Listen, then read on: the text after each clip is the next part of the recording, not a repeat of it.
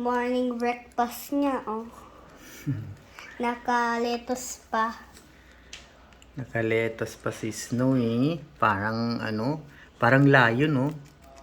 Parang lion si Snow. Nakaletos pa ng breakfast.